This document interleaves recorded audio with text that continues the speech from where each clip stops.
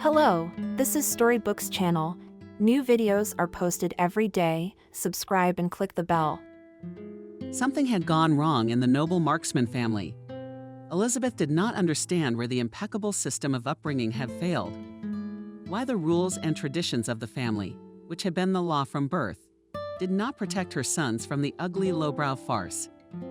Endured at the cost of sacrifice and restrictions hammered into the heads of children.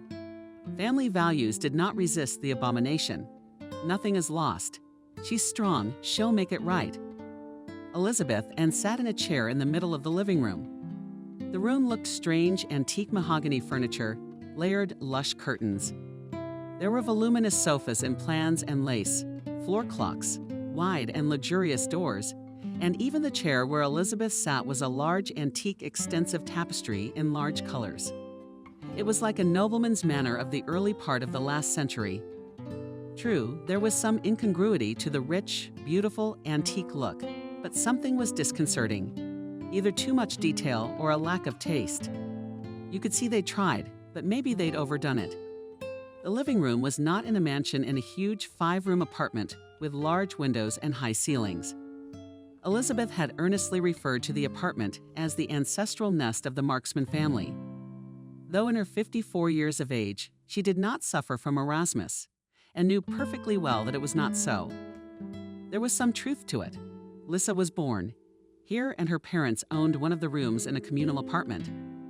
Since childhood, Lisa read novels of classics about life, imagined interiors of noble mansions, drew dresses in which noble ladies walked in the halls. She wanted to live at that time in that atmosphere, not in this miserable communal room. Warmed up and fantasies of the girl's grandmother. With stories about life in a rich house. Especially admired the foundations, traditions of the family, the non-observance of which was impossible. Grandmother was a maid in that house, but Lisa quickly forgot about it. But she began to consider herself a descendant of a noble family. And no one dissuaded her. Let the child fantasize. Who's harmed by it? The problems became apparent when Lisa grew up. Blue blood did not allow her to communicate on equal terms with her peers, always looking down on them with a share of squeamishness. Useless people without purpose or ideals. Lisa was well educated. She spoke 2 languages fluently. With her manners and etiquette, she could outshine any diplomat. She is unconditional. A queen that everyone else has the right to admire, but dare not approach. Easy to get over student romances. Love and passion are not her thing. It's the lot of the poor in spirit. Foolish.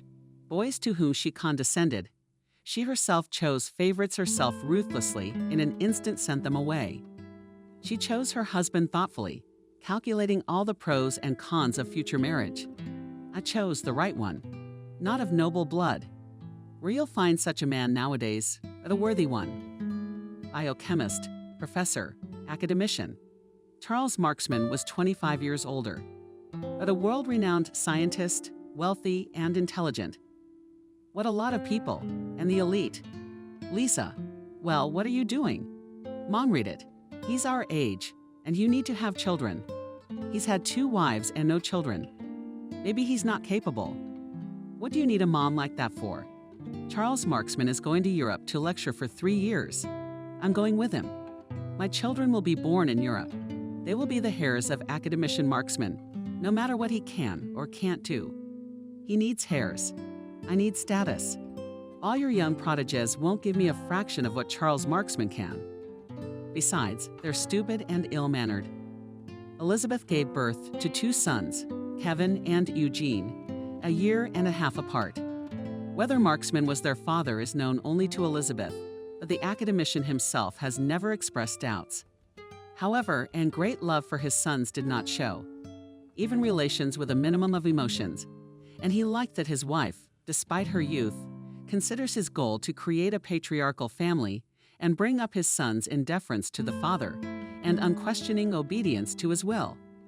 And Elizabeth was building her noble nest of upbringing, education, family traditions, obedience, impossibility to cross parents. All this was beaten out of me from a small age. The children were never called Kev and Eugen, only Kevin and Eugene. The full name sounds noble and boosts self-esteem. The daily routine is rigid. Not to be late for a family lunch or dinner missed is a mortal sin. All the boys' friends were introduced to Elizabeth, unsuitable acquaintances were cut off. When Lisa's parents died, she decided she didn't need a room in a communal apartment. She needs the whole apartment. It's her ancestral nest. Marksman did not object. The girl got it into her head, so let it be. It took a long time, about 5 years, but it worked. Then came remodeling, renovation, living room, dining room, boudoir. Charles Marksman was tired of his wife's fantasies, but thank God, nothing but money was demanded of him. He obediently paid and did not express dissatisfaction. He is provided with all conditions for rest after academic labors. What else is needed at his venerable age? When the academician died, at his coffin stood unrestrained widow and grateful sons. But there was no special sorrow in their eyes. There was family, there were traditions and rules, but there was no feeling. And after Marksman's death, this was especially evident. Kevin and Eugene felt as if they were being set free. No more obeying and bowing down. The idol was dead. Kevin and Eugene, the family is left without a head. Now you must take responsibility for the family. Dad was in charge.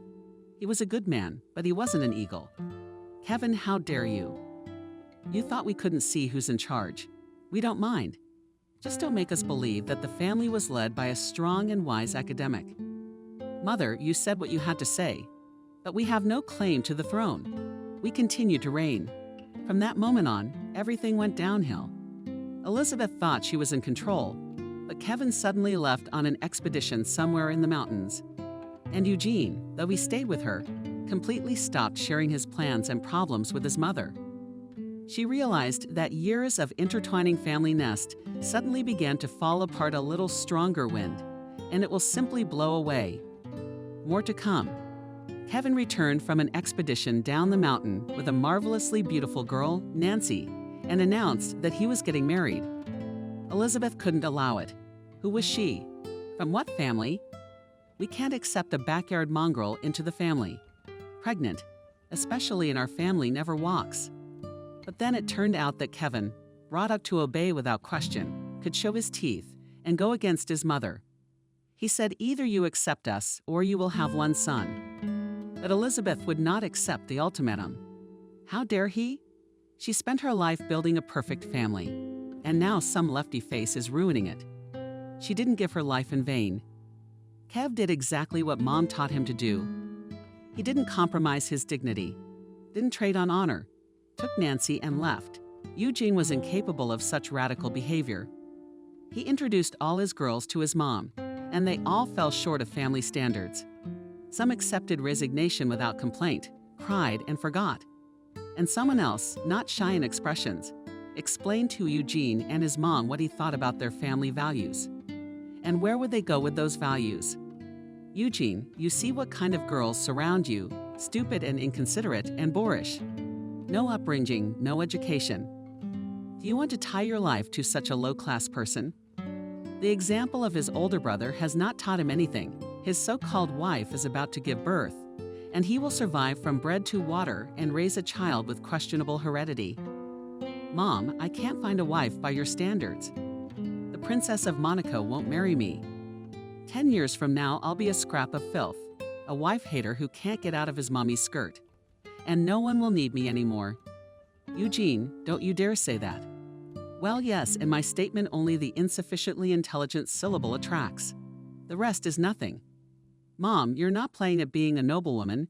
Maybe you should give up the barking and live a real life in real time.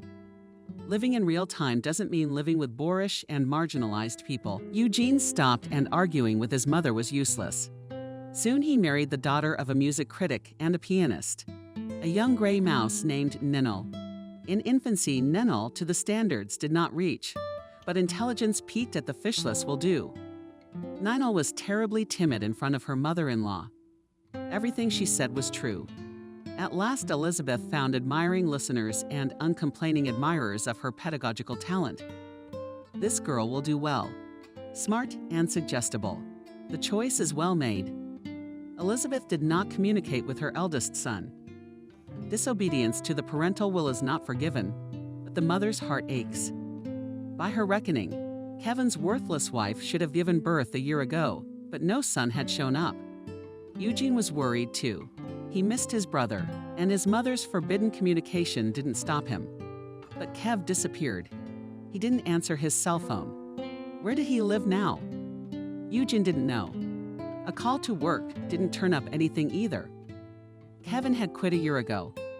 Eugene decided to go there. Someone must know why he quit, where he was going to work. Maybe one of his former coworkers knows where he lives. They wouldn't talk to him. They averted their eyes, just generalities. Eugene saw they know what happened and where his brother is. But Kev must have asked him not to tell his family. The more they dismissed him, the stronger the sense of distress. How could he explain to them that he wasn't going to bring his son back into the family? He ran away, and he did the right thing. He would have run away himself, but he didn't have the guts, just to find out what happened. One of Kevin's coworkers watched Eugene's remarks for a long time. Then he came over. Let's talk. I know Kev will give me a hard time later, but he needs help. He's sure your mom's gonna be more trouble than help. But I'll tell you what happened next. Think, whether or not to share with your mom. Turns out Kev had been living his life for a long time. He had buddies and friends he preferred not to tell his mom about. He knew she wouldn't approve. I didn't think much of Nancy either. Ordinary girls from the backwoods. Neither royalty nor oligarch daddy's mom would accept not our format. But he loved Nancy, and even made an attempt to bring her into the family. However, with predictable results, they were happy. Kev never regretted choosing Nancy over a family. No more living in a noble mansion and living out his mother's delusional fantasies. Life is quite different with fresh air, with favorite friends, which you choose with your heart, not by your mother's command. With mountains, seas, unfamiliar cities, with the opportunity to speak as you think, not as you should. A young man of a noble family. Happiness ended abruptly, without warning. Nancy died in childbirth. How could heart problems be traced back months of observation? It's a mystery. Kevin buried his wife, picked up his daughter from the hospital, and quit his job. Friends helped as best they could, but the situation was dire. Single moms don't always make it. And a single dad. It's a one-time thing. The daughter called her Maria. He wanted Nancy, but they said you can't name someone who's just died. Never was superstitious, but he listened. It's true, it's not true. Don't tempt fate. I don't remember Kevin at all for the first 6 months. Feeding, bathing, vaccinations, tummy ache, endless screaming, sleepless nights. I'm dizzy. No thoughts, no feelings. Then it got easier. I got into it. And after a couple of months, I realized that my savings were going to zero. I had to make money. And how can I not go to work? No one to leave Molly with. I can't afford a babysitter. I have to earn money first. It's a vicious circle. Friends helped, but that's not the answer. Kev longed for Nancy, for the work he loved, for the expeditions in which he was king and god, for his mother and brother who had so easily abandoned him. But he didn't want to return to the musty world of artificial nobility. He had lost weight, dishwatered from fatigue, but he didn't ask for help. He could not allow his defenseless little girl. His babe was called a child of dubious heredity. They looked at me with contempt. My grandmother would comment on any misdemeanor, so you can't hide bad genes. I realized I couldn't do it alone, but I couldn't see any way out. Despair sets in. On the car, he would swing his eyelashes open and open his clear, lovely eyes and smile. And Kev began to flounder and once again crawled out of despair. 2 serious ladies from the guardianship authorities showed up. According to their deep conviction, a man alone is incapable of raising a child. He feeds them wrong, dresses them wrong. No order and cleanliness. And then there's the rented apartment, no income. No grandmothers, no aunts. Some dubious friends who can't be trusted with a child. The verdict is in. The child is in danger. Kev could barely contain himself. He wanted to throw them out of the house, but he tolerated it. It wouldn't make things worse.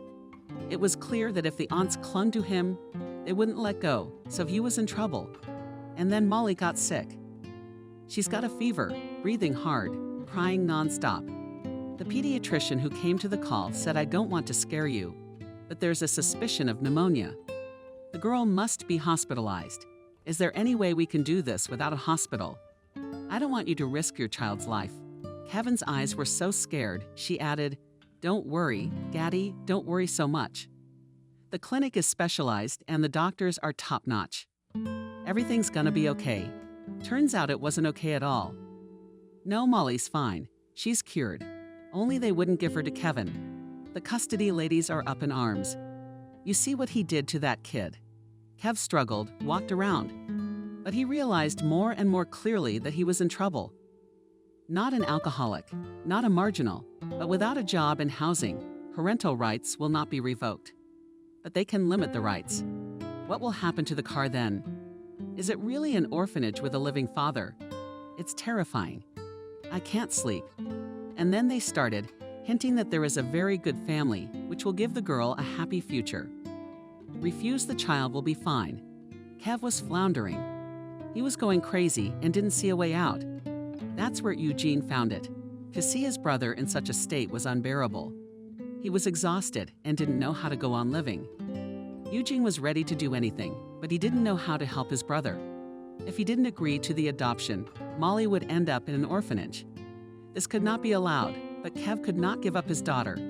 He would not ban her pigtails, would not take her to the first grade, would not see what a beauty grew up and how she resembled her mother. In desperation, he was ready to take his daughter, to run with her to the ends of the earth, to hide and wander, just so that they would not be separated. Such thoughts came at night, when the longing became unbearable. But in the morning, he would come to his senses. He did not want such a life for his daughter. Eugene's arrival was a breath of fresh air for Kevin. He's not alone, he has a brother. He needs a lot of support right now. Brother's all grown up, married. He manages to survive with his mom. "Eugene, your mom hasn't bitten your wife yet." "Yeah, they're bonding." Ninel follows her mom around. "I'm afraid I'm gonna be redundant soon." "That's strange. She doesn't give her mom a damn, but she needs admirers. Apparently, you and I didn't live up to her expectations. So now she's taken up with Ninel. She's going to make a new noble woman out of her. Let them have their fun. Maybe they won't have time for me. She doesn't think of me at all. She remembers, longs, worries. I can see that. She forgave me long ago. But she'll never make the first move herself. It's out of line. But you know our mom. I think she's calmed down a bit. After you left, she wondered if her impeccable parenting system had gone soft. It's a weird family. I've noticed. We never talked. Mom used to say we pretended to listen, like we were living in different worlds. We had our own truths. That's the problem. Talking to each other is not one of Mom's rules. Kev, I'm gonna say this, but don't get all up in your face. Think about it and weigh it. My husband and I are adopting Molly. Then she'll be in a less than perfect family, but still a family of her own. No, I'm not giving Molly away. I mean, who would doubt it? But I'd rather do that than lose the baby altogether. I fit the bill. A job, a family, a place to live. Plus, a relative wouldn't stand a chance with a good family. I know you're fighting for your daughter right now. But if it's a dead end, if I'm cornered, you know what, I'm ready. Think, decide, but don't take too long or we might not make it. Then the trouble came so often that there was no time to think. Molly Kevin hadn't been seen since the day she went into the hospital. Custody had taken a circular defense. The day of the hearing for the termination of parental rights had been set. The good family was already prepared, all the paperwork gathered. The nastiest part was that they came to visit, to have a heart-to-heart talk, to persuade her not to resist, to step aside. Holier than thou, slippery, tacky with glued on, and not real smiles. They began by sympathizing with Kevin. How hard it is alone with a kid full of worries and not enough money. This they could help with if Kev stayed out of the way.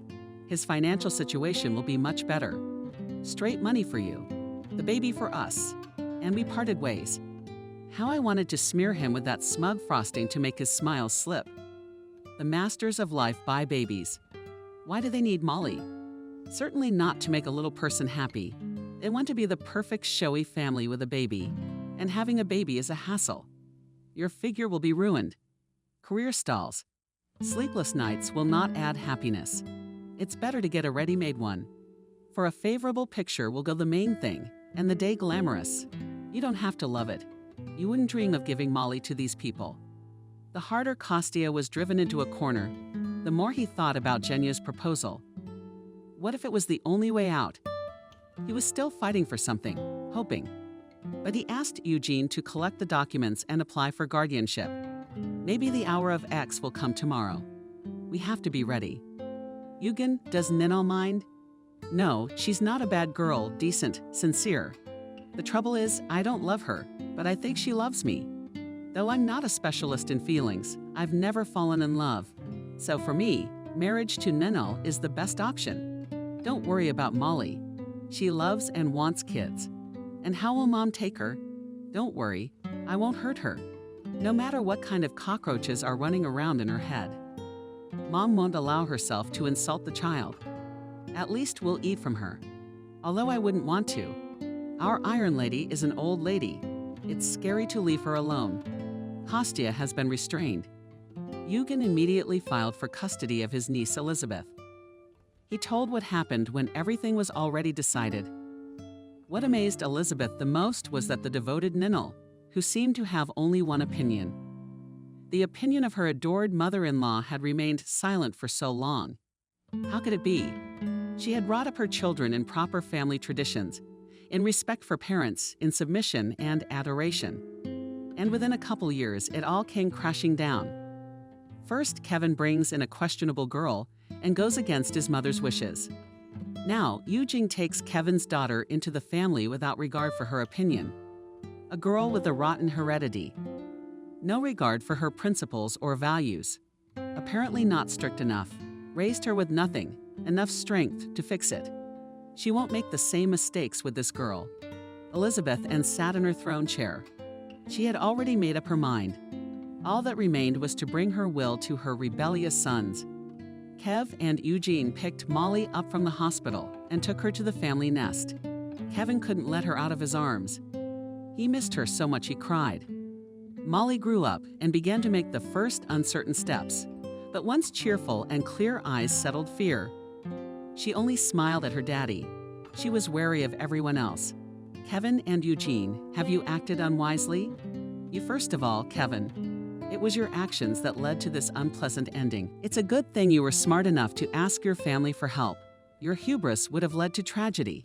What's done is done. You failed at being a father to a girl. It's Eugene's responsibility now. The girl needs to know who her parents are. So you, Kevin, have to accept that.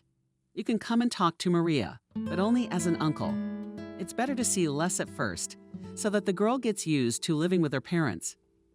The secret of her birth must remain between us. I know it's hard for you to accept, but it's the right thing to do.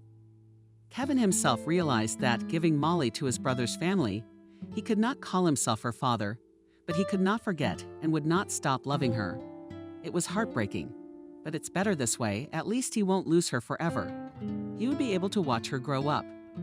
Eugen could physically feel his brother in pain. But the only thing he could do was swear that he would love Molly and do anything to make her happy. Kev, what are you going to do now? I'll go back to work, which is always a good place to go for long periods of time. I can't live here and not see my daughter.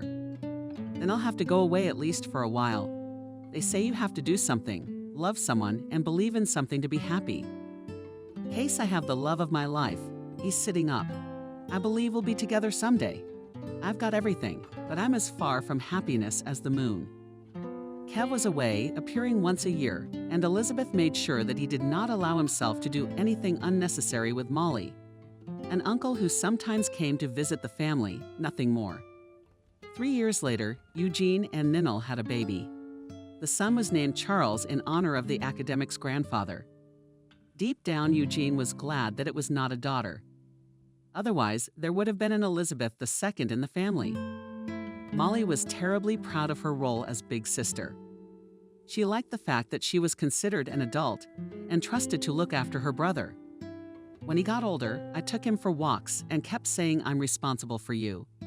If something happens, what am I going to tell my mom?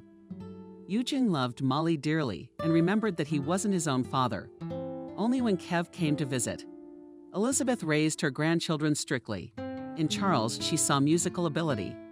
From 4 years, he studied with a music teacher, learned to play the violin. Even if there is no special talent, regular lessons are very disciplined. And with Molly, it was more difficult. Elizabeth could not see any talent in her. She was smart and studied well, but she had no talent. Elizabeth wrote it all off to bad heredity, as if forgot that in the granddaughter flows in her blood. The appearance of grandchildren brought Elizabeth back to the times of former power. It was a chance to right the wrongs of her upbringing. The grandchildren would not repeat the fate of her sons. She monitored their daily routines, what they did, what they read, who they were friends with. The obligatory family lunches and dinners were back. Everything was going the way Elizabeth had once dreamed it would. Clear, steady, right. She was so engrossed in building an ideal family that she did not immediately notice that Eugene's health was not all right. He was sluggish, complaining of headaches. One night at dinner, he turned pale and fainted. The doctors gave him a verdict: a brain tumor. Started from the hospital, all radiation, chemotherapy. 6 months later, Eugene came home. Black and ugly, but alive. There was hope that it was all over. It wasn't, and they fervently believed it was. They tried not to think of any other outcome. Eugene came to his senses, lived a normal life, went to work, played with his children. Never complained about anything. And suddenly he relapsed. The oncologist doctor over the years, who was not used to talking to relatives, quietly and tiredly said chemo will not help anymore. Only surgery. But you understand, the result is unpredictable. I'll tell you right away that without surgery he has 2 months left, and they will be terrible months. The surgery, if he survives, will give him 5 years to live. But what kind of life? I can't tell you. I don't know, doctor. Is there any clinic abroad? Someone who specializes in such operations? I wouldn't recommend it. You'll waste your time. And the level of our surgeons is no worse. If they can't do it, no one can. Think about it. But I'll tell you that the operation is at least a chance. It's a very slim one. What do you think you're gonna do? Doom a loved one to a slow, agonizing death? Or take a risk in the hope for the best, and in the end push him to instant death? Eugene cleared my doubts. I'll have the surgery. What do I have to lose? A couple of months of life in which I probably won't even recognize you. I realize there's little hope, but I'll take my chances. Who doesn't take risks? The one who doesn't bring champagne. I have the right. After the surgery, Eugene didn't regain consciousness, slipped into a coma. Relatives were allowed into the ICU unimpeded. Every day could have been his last. Molly, who was already 10 years old after school, went straight to the hospital and sat by her dad's side until the evening, when her mom replaced her. Molly heard adults talking about Daddy dying. It was explained to her that he had fallen asleep and now he couldn't wake up. How could he have fallen asleep? That he couldn't be patient and stay awake. If she was dying, would force herself to stay awake, then she wouldn't die. Sitting in the ICU by her father's bedside. She'd been trying to wake him up all day, but it wouldn't work. Daddy, wake up, please. Molly wiped her tears, and they just kept flowing. Before, when she cried, Daddy would come running, start comforting her and kissing her. Now she just lies there and doesn't even wake up. Chuck found this song, says it's some kind of healing song that wakes everybody up. He wants you to listen to it. Daddy, I'll play you anything you want. I'll sing it myself. Just don't die. Molly, it was scary. Why doesn't he wake up? Can't he hear her? Molly tried not to cry. You have to be strong. Daddy will wake up. She'll have to help him. She tried to cry, to keep her sobs down. She sobbed harder and harder, and she couldn't hold back her voice. Daddy, just don't die. You don't want to wake up, don't. Just live. Don't leave me. I feel bad without you. Chuck misses me. Cries often don't die. Don't leave us. Daddy, sweetie, tell me you won't die. Molly sobbed, kissed her father, held his hand. But all in vain. He was silent. It was very scary. Something incomprehensible, impossible was happening. He can't die. There would be no daddy, no one. They're all together. You can't live without him. The nurses at the post were talking. We have to get the car out of there. Look, she's hysterical. She won't leave. She'll stay here until her mother comes tonight. But you can't do that. She's having a nervous breakdown, crying.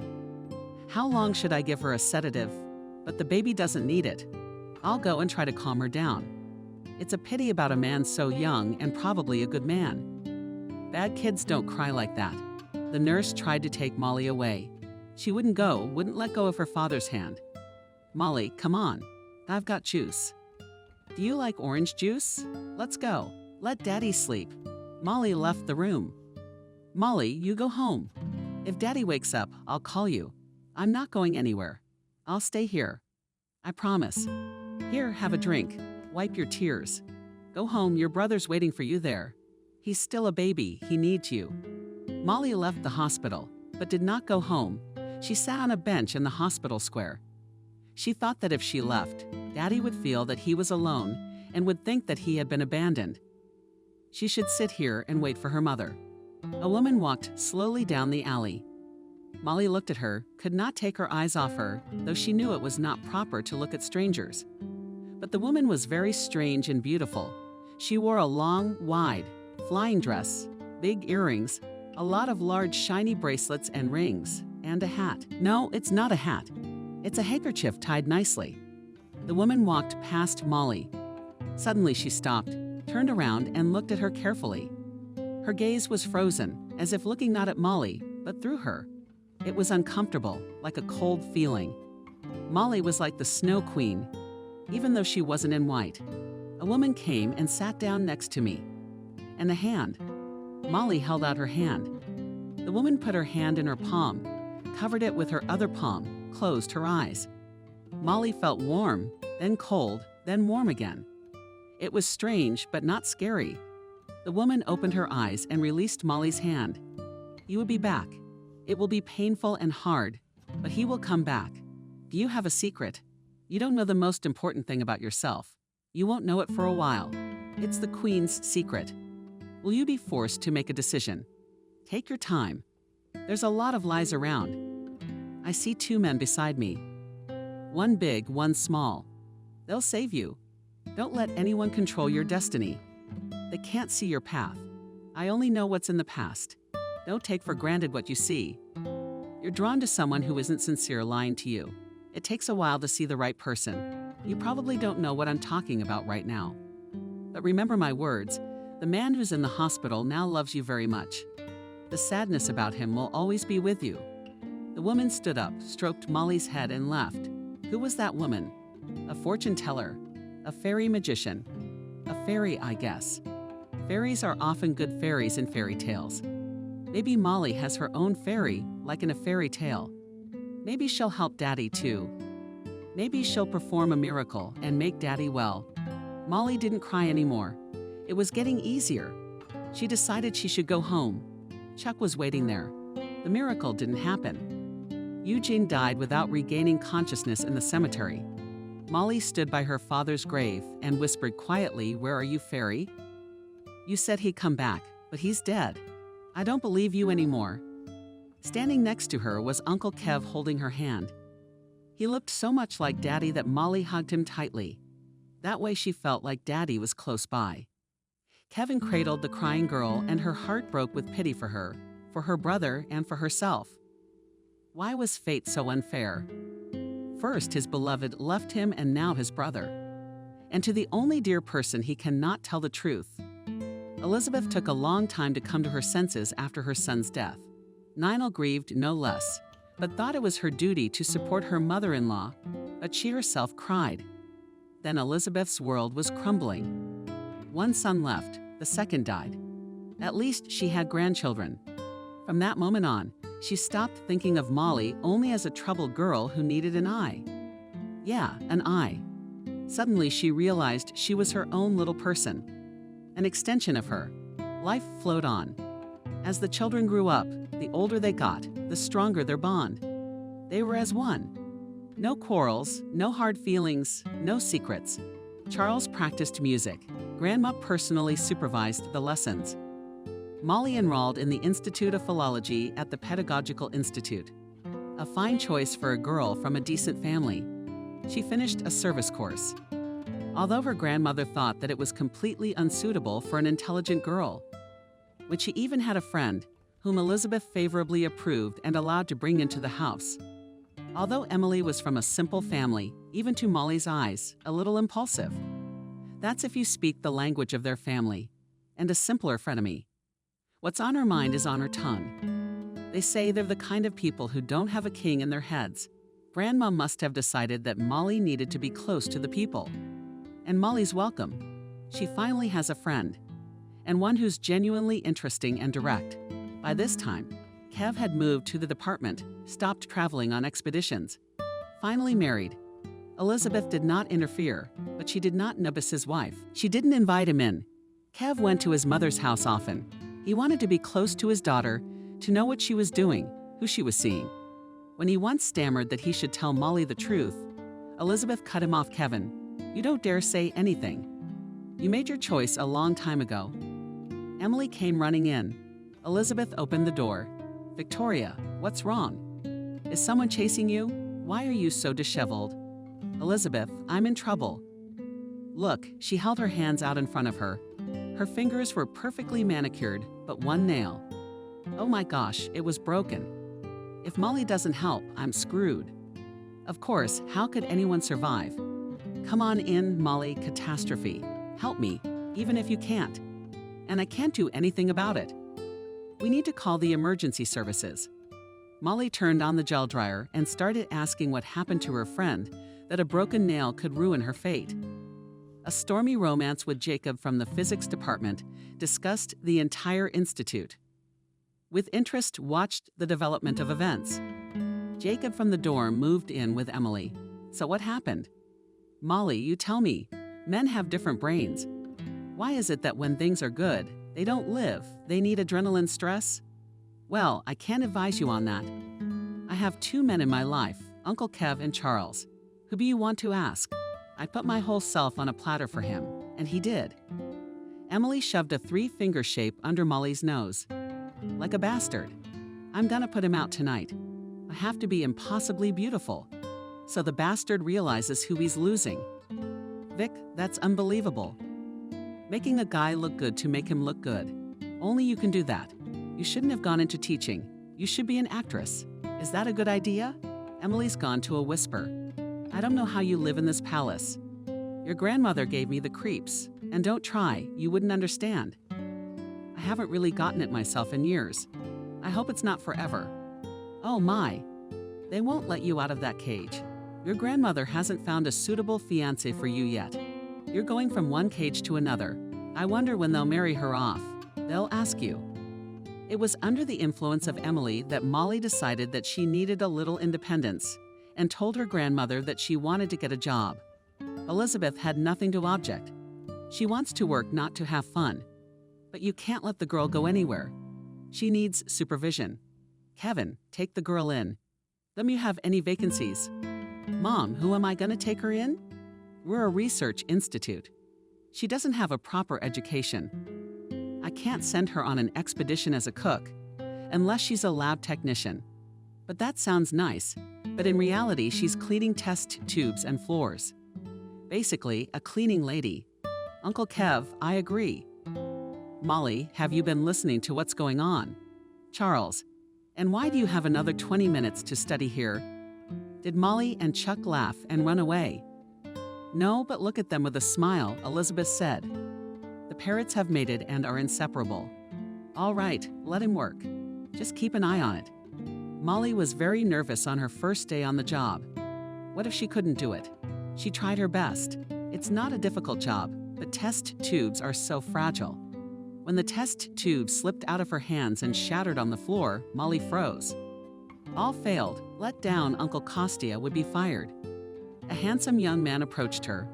Molly, don't be upset. We've overpaid so much here, you can't count it. My name is Benjamin. I'm the biggest boss here. Come on, I'll buy you a coffee. Benjamin took Molly by the arm and led her to the exit. One of the girls in the lab gave them a jealous look. turned off the equipment, and followed. Benjamin brought Molly coffee, sat down next to her, and playing, and not perhaps with beautiful eyes, began to say that he now takes on her patronage. He would teach her everything. He would not let anyone offend him. Molly looked at him and realized everything was gone. She had never seen such a handsome man in her life. Then the door opened and the girl came in and said, "Benjamin, Kevin Marksman is looking for you. If I'm not mistaken, this is your uncle." "Yes, Molly." Benjamin quickly retreated, and the girl sighed heavily, sat down in the chair, and said, "Molly, I see, Benjamin. You've got your head screwed on. Don't believe him. He's a notorious womanizer. It's been a tragedy around here. Everybody falls in love with him, and I'm no exception. But the trouble is, he's married, and every time he gets a new girlfriend, he promises he'll divorce her. Don't believe it. He won't get divorced, and his wife will cut anyone's throat. But she won't let her husband go. He's the one who's handsome, talented, independent, and his wife is afraid of fire. How he manages to hide his affairs, I don't understand. Maybe he doesn't. Maybe he and his wife have a pact to go out as much as you want, but don't touch the family." Now Molly tried to avoid Benjamin, but he wasn't used to giving up. She waited outside work with flowers and offered him a ride, invited him to the movies. Molly refused, but his insistence was mistaken for a show of affection. Can it not be that he fell in love with her? Divorce his wife and marry her? Grandmother's prohibitions on relations with married men are almost forgotten. It's the others he's been fooling around with. But with her, it'll be for real. Luckily, Benjamin's estranged mistresses had figured out how to tell Kevin. Either they felt sorry for the girl or they were looking out for themselves. The scandal was terrible. Elizabeth demanded that Molly quit immediately. Molly cried and assured that Benjamin is a wonderful man, just unhappy in the family. Kevin felt guilty. Emily wondered, "Molly, are you crazy? He's a married man. He'll never get divorced. He'll sing to you about love and divorce for years. You're like out of the wild woods in life in general, not in the sense of overdoing it. Your grandmother went through with the restraining order. Is that what it means to keep a girl in a black body? She sees a man, she hears compliments, and she swims." Elizabeth was convinced she had to take matters into her own hands, or else she'd be in trouble. She got Molly a job as an editorial assistant at a publishing house. No way. And philology? Molly loved her job. It is clear that she was not trusted with top authors, but it was more interesting to proofread texts than to wash test tubes. There were talented people among aspiring writers. Molly was happy that her opinion promoted them to success. On the way home, she stopped by the store. Grandma wrote a whole list, walked down the rows, threw in the basket of products. "I think that's it." No, Grandma's sauce is still needed. The sauces were in a separate rack. Molly picked up a jar, and then some man ran into her. The jar fell out of her hands and shattered.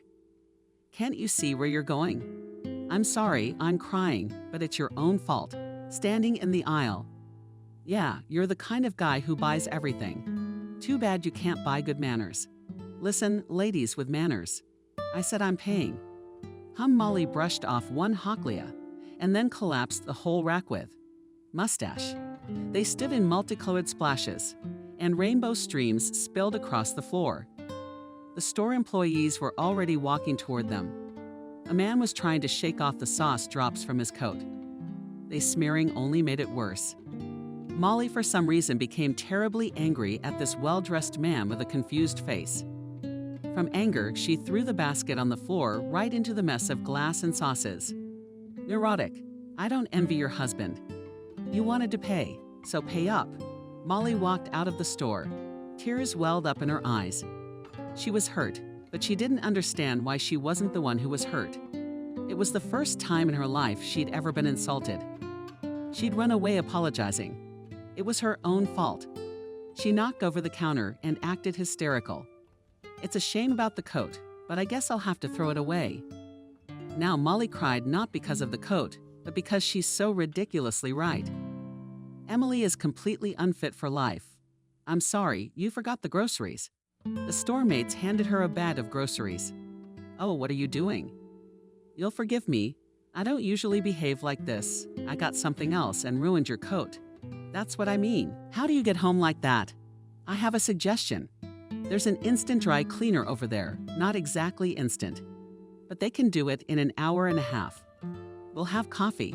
There's a little cafe there for those poor souls. It wasn't really a cafe. It's just a room with 2 tables. But there's coffee of different kinds and a window with beautiful, even tasty cakes. Let's go in there now and finally meet them. My name is Leo. It's a fancy name, but that's what it is. You know I have Kevin and Charles in my family. Leo doesn't look very flashy to them. I'm Molly, but Molly's better. An hour and a half passed quickly over coffee and conversation. Turns out they both work at Prima Publishing.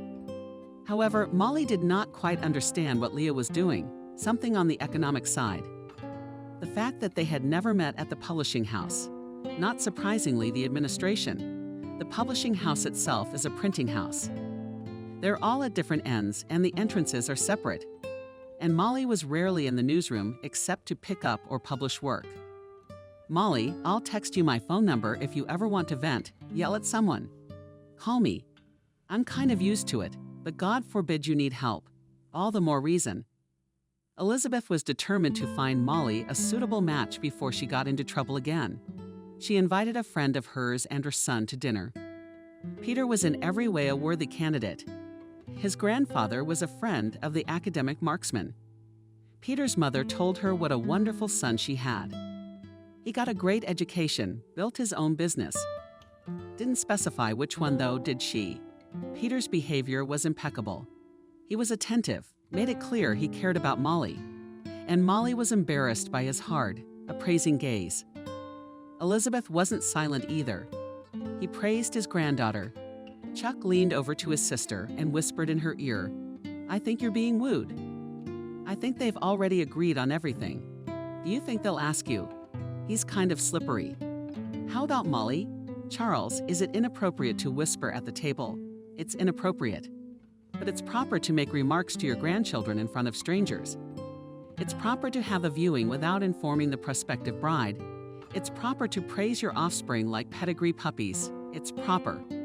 Well, Grandma, I'm sorry, but Charles has somehow decided that you, Peter, are here to review the bride. At the price of getting out, so to speak. So he's asking why I didn't tell Grandma I had a fiancé. We've already applied. Grandma, I'm sorry. I should have told you a long time ago, but I kept dragging it out. Now it's so embarrassing. I'm ashamed I put you in such a ridiculous position. Elizabeth was stunned. What to say?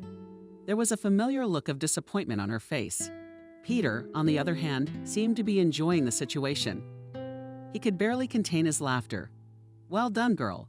Found a family girl, got the old ones from his nice. Molly, but you're not married yet. Then I have a chance. I'm still fighting.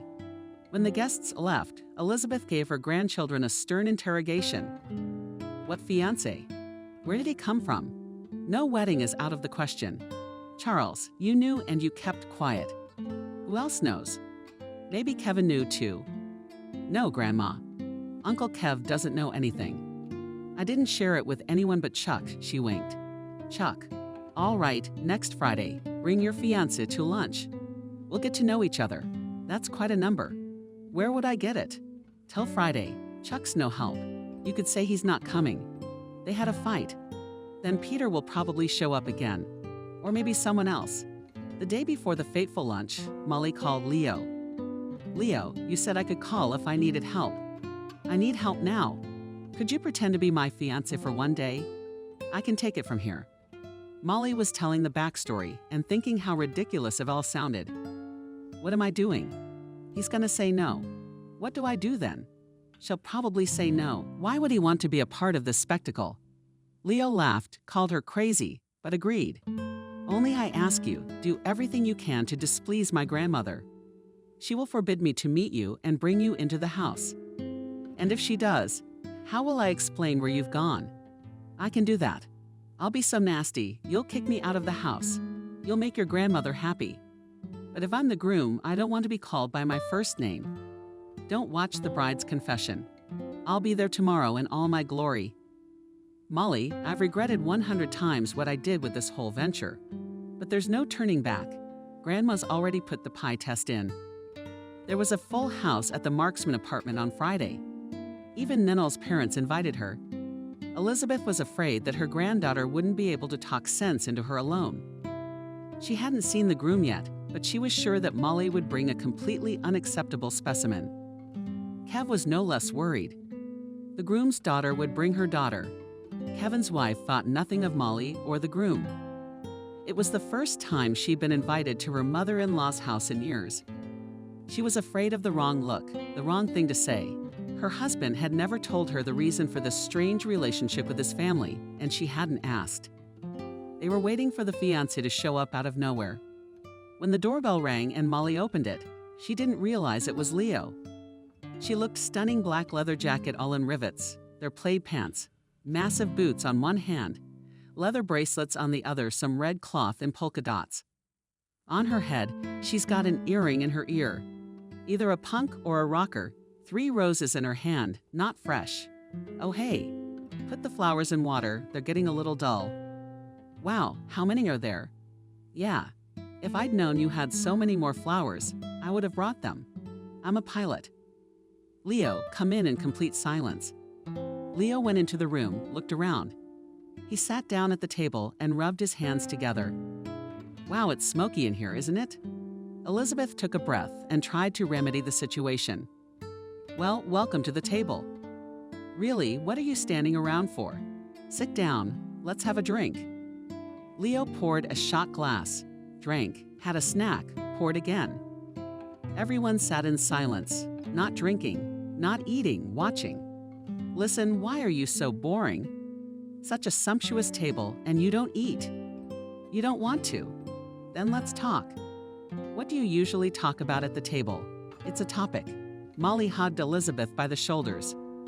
Shivered at this opinion and at the boorish behavior just over the edge. Charles, with a red face, supported by laughter, said, I know the phone number.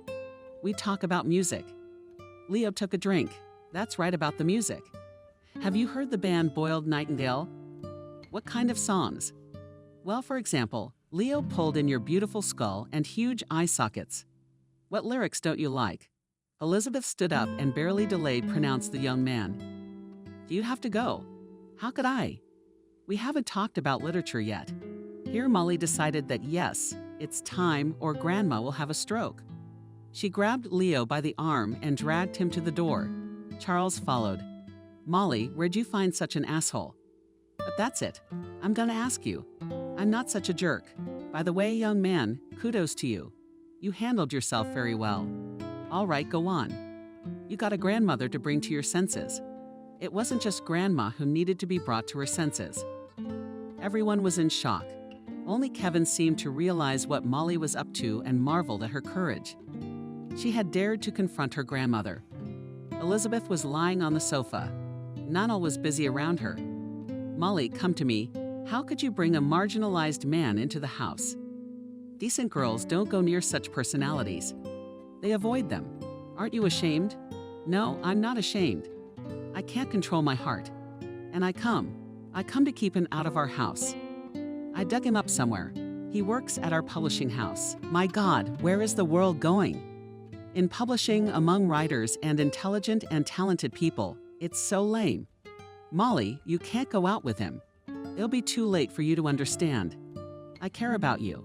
Grandma, I think caring and controlling are different things. What if this is my destiny?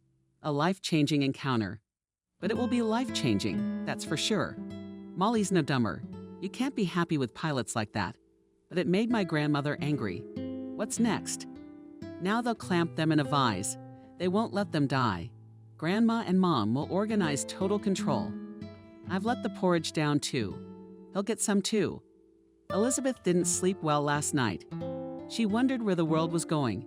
The Research Institute is full of cables who don't care which skirt to drag in the publishing house, who have no idea of decency, marginalized, inheritance hunters in such solid institutions, such unpleasant personalities. And that's exactly what Molly is attracted to. How to keep her granddaughter away from all this nastiness. The nunnery didn't come together. And for some reason she's not interested in worthy candidates. In the morning, a messenger brought a huge bouquet of white roses. Inside was a note from Peter. Wow, he really decided not to give up. Grandma, besides being the son of your acquaintances, do you know anything about him? What does he do? Whatever he does is better than your pilot. He's asking her out. Well, go find out for yourself. No, Grandma, I can't. I'm going out with Leo tonight. Oh no, Leo, you're not going out with Leo. Elizabeth did not know the pilot's last name, but rightly reasoned that Leo in the publishing house a little. Decided to go and demand that he keep her granddaughter. Did not count on a favorable party. Leo Barkowski, the director of the technical department of the publishing house, was standing in the foyer at the receptionist's desk when he noticed Elizabeth coming through the door. Helen, you see that old woman over there. She's about to come over and demand Leo.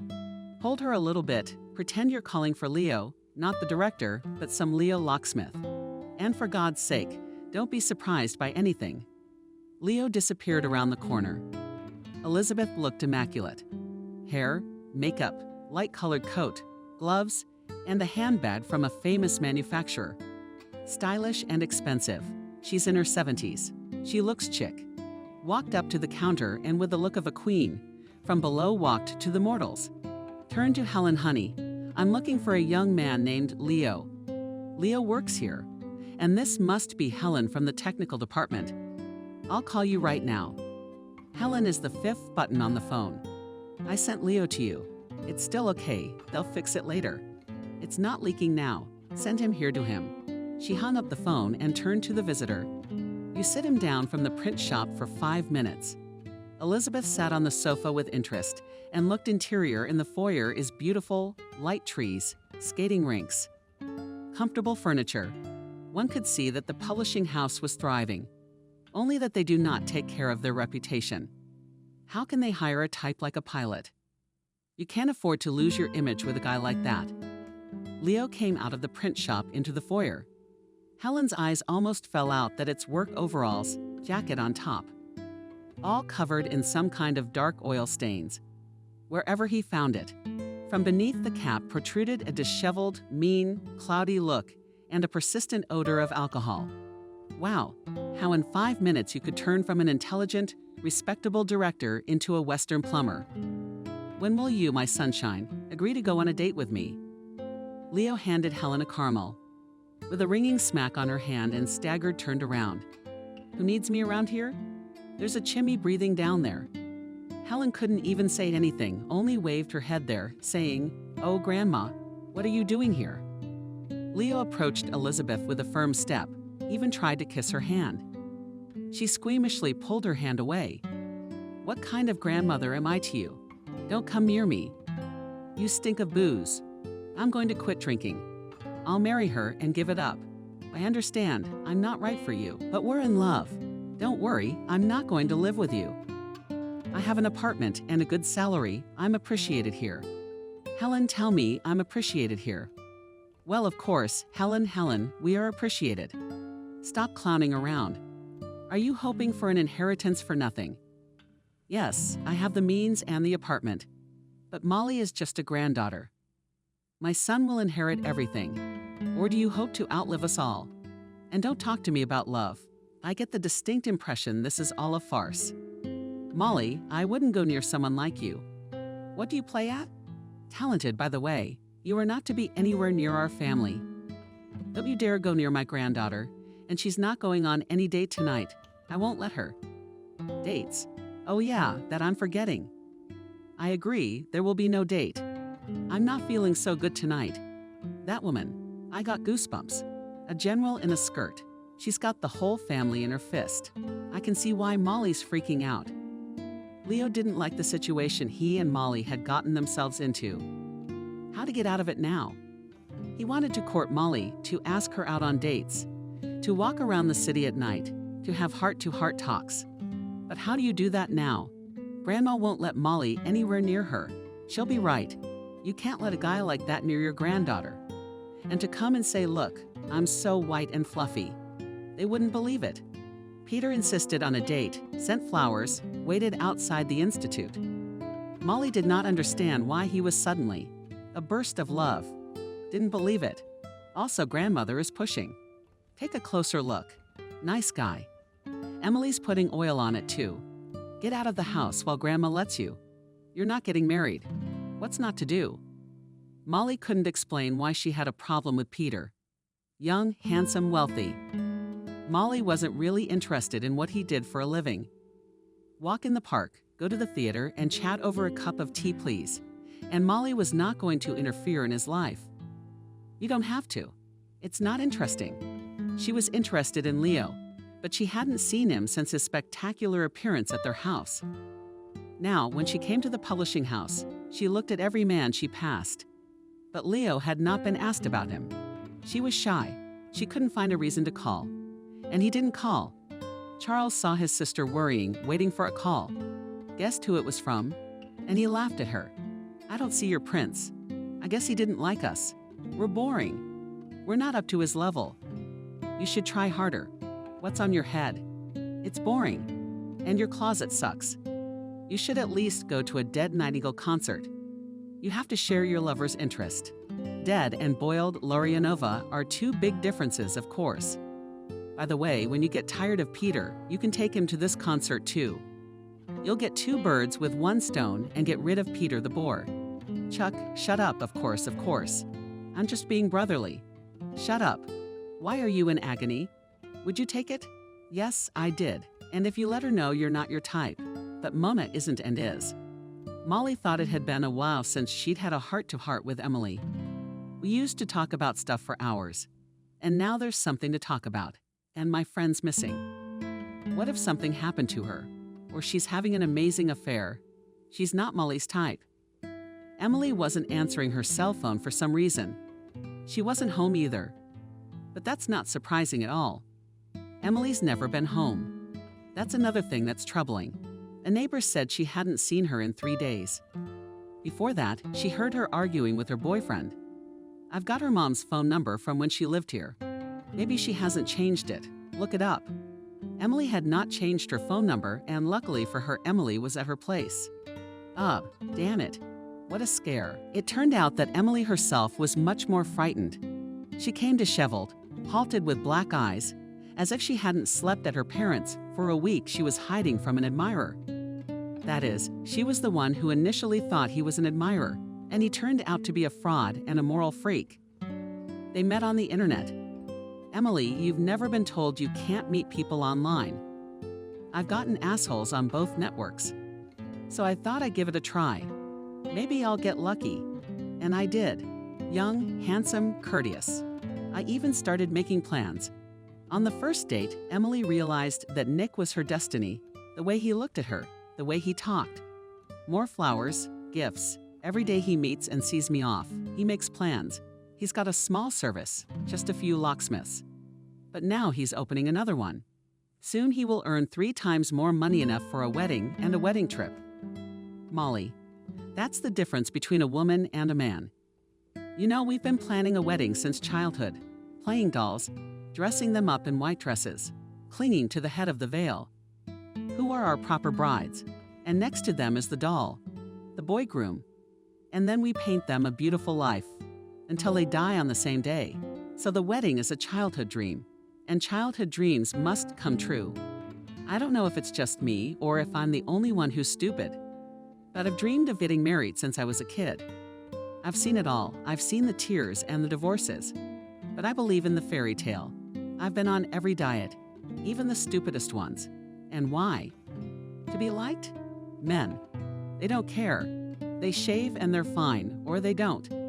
Nick shaved and washed and wooed, and talked about getting married. I never had a chance not to fall in love. Nick's business was going well. He was a little short of money for a second workshop. Naturally, Emily gave him all her savings. How could she? It was for their happiness. Emily was no fool. I've heard of marriage scammers, but not Nick. They applied to the registry office and decided where they would live. Nick has a studio apartment. So does Emily. So we have to sell both and buy a bigger apartment. It would be good to do it before the wedding, so they could move into the new apartment right away. Emily's apartment was quickly found.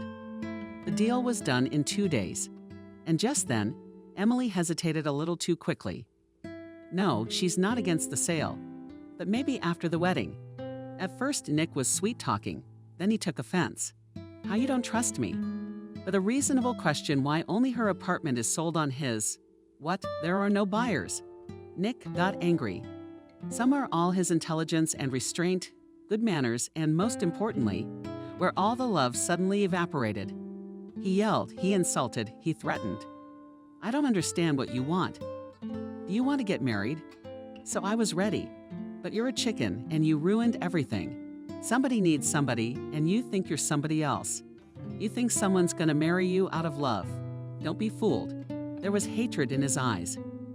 He yelled in her face, insults, uncontrollable anger spewed in the most obscene terms.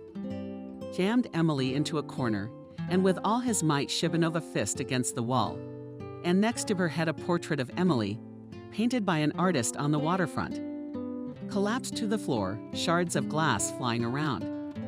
Nick picked up a shard, put it to Emily's neck. You're gonna come in and sign the sales contract, and if you don't, I'll kill you in this apartment.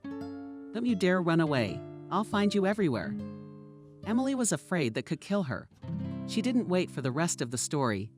And as soon as the door closed behind Nikolai, she left her things in a bag and went to her parents.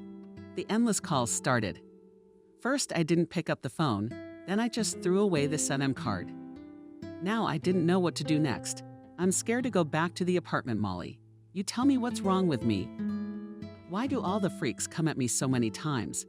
I'm not stepping on the rake again. I walk on them. Emily could go to the police.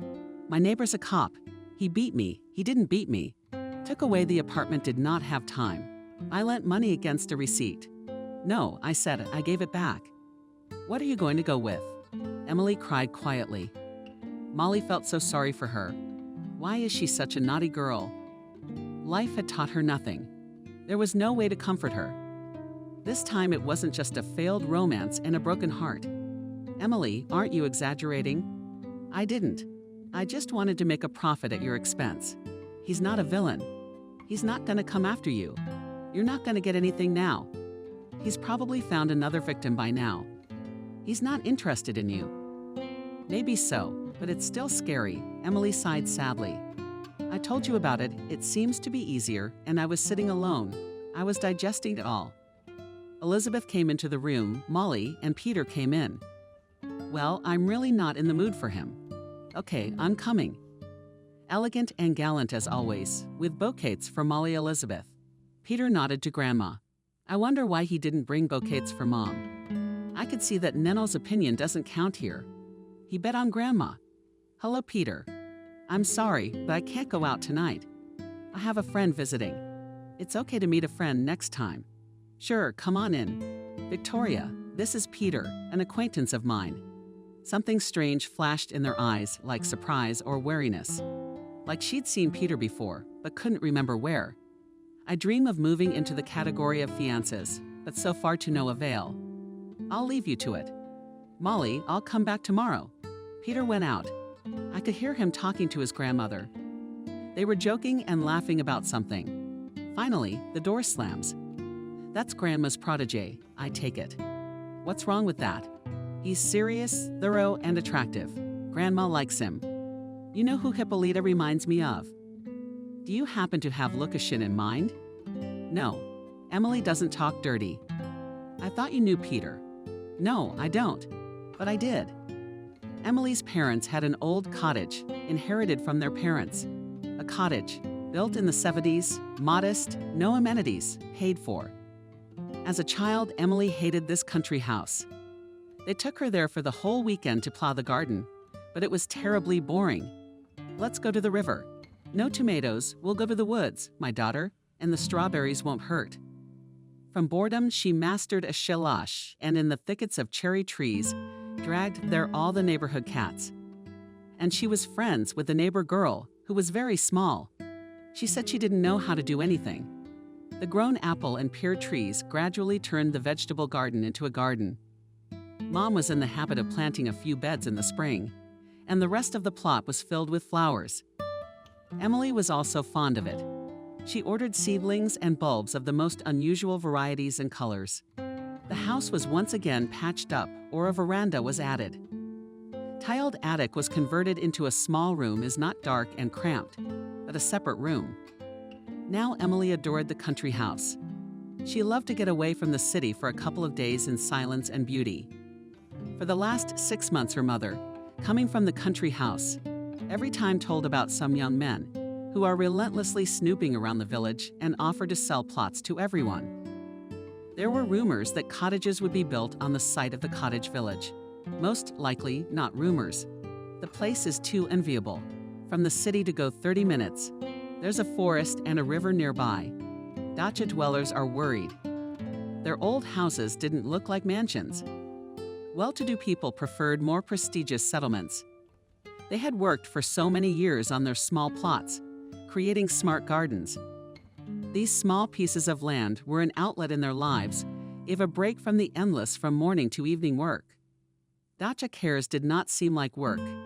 It was a vacation, a chance to catch their breath, an illusion of freedom. They were not ready to part with their dachas. But the young, persistent realtors did not give rest. Apparently, time was running out. Some people agreed. Dozens of dachas had already been sold. Such a cozy and blooming settlement covered the numbers of protected plots with a plaque. Emily's parents were very worried about how one could live without a country house. After the work week to sit in an apartment on 6 floors of a huge house, in the stuffiness and darkness for the money that they were offered to buy a country house in another neighborhood, will not work. The developer could count money for a small plot, and a house ruined the school, offered a modest sum. When Emily was at the dacha with her parents, again brazen young men showed up. The owners are not thinking of selling. No, we will not sell the country house. Don't come here. 2 houses away from you, 3 lots have been sold. Demolition will start soon, then construction. You want to live in constant mud and hunting. Your life of peace and freshness is over. You know, construction is a dangerous business. Things can fall down, catch fire. Are you willing to risk it? You're threatening us. We're warning you of the possible consequences. God forbid. And you'll be left without a country house and without money. That's when Emily saw Peter. He was one of those young men.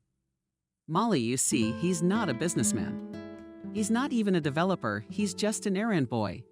I'm not judging him, he's just doing his job. But why pretend to be a big businessman? He doesn't have any business. He's marrying you to improve his financial situation. Nothing wrong with that, if he loves you. But I'm having second thoughts. So tell me, girlfriend, do you want to marry Peter? Or is there another prince on the horizon? That's right, there's no other prince on the horizon. Well, Molly ran to the publisher. It's such a tough author. She can't get the tedious clerical text right. She'd rewrite the whole thing. But the author thinks his work is genius and fights for every word. Molly has never complained about authors, but here she decided to find something offensive. In this form, you cannot give the text to the editor. I went over in my mind the arguments that would convince the editor to reject this author. Mentally talked through everything the editor might say. I whispered objections and convinced everything in myself without seeing or hearing anyone. I was late, running, not seeing where. Until in the foyer of the publishing house stuck in someone from the run-up, tried to go around, no way around. I looked up at Leo. God, I've been dreaming about this meeting for so long. I've thought of 100 things, what to say, and now he won't say a word. No words. Well, bride. Finally we meet. Hello, Leo. Wow, how official is that? I forgot we're on a first-name basis. Molly wanted to call so many times, but after my performance, it was awkward. How did I not overdo it? No, it was just right. Grandma was so impressed that she decided to keep getting to know me. She came here to explain to me how wrong I was and forbade me to go near you.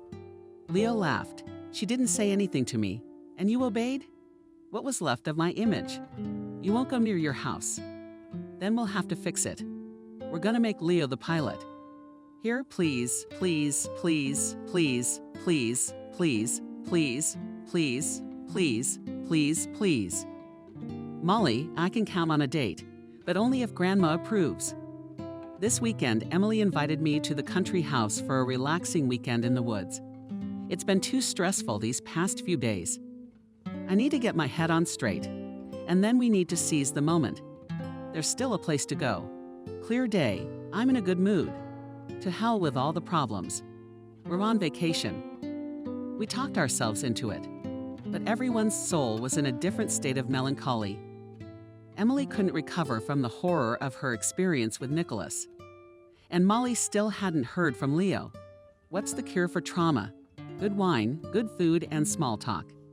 But walking through the woods, almost fainting, we decided to make a romantic evening of it.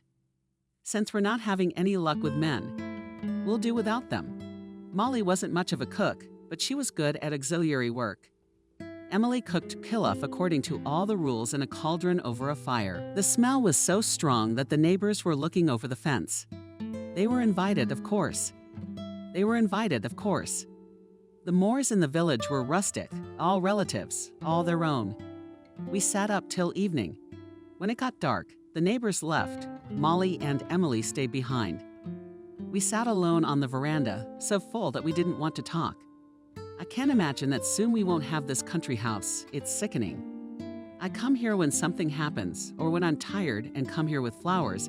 I work and sit in the evening. Like now, I'll listen to the forest noise. And the trouble's gone. Don't sell it. They can't force you. But they can force you. But they can make you imagine they'll demolish everything and build cottages. And in the middle, we all slept from our hut. To keep out of the way, so far there are still a lot of people here. But what will happen next is the question. Everything in my life seems to be sticking together. I recently went to a fortune teller, my neighbor, all my ears buzzed. What an extraordinary she is. How she sees everything and knows everything.